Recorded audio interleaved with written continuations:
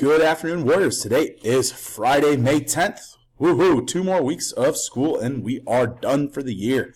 Taking a look at our homework for the weekend. In math, there is no homework. Remember, everything that we are doing in math class the remainder of the year is strictly in-class work. Science, we need to review for our soil test, which is on Monday. It's the first Monday test we've had all year, so please make sure that you do not forget about it. Also, a reminder, our Malabar money, $4, either cash or check made payable to Ontario Middle School is due to Ms. Falk by May 17th. In social studies, it does say study Europe map, but Mr. Canfield did not have time to update that today as he was doing some service project work with a couple of groups. We do have our project. If you did not get your brochure and itinerary done this week and get it submitted before the end of your class period today, you must get those turned in to him sometime this weekend, so that way we're ready to work on our poster board come Monday.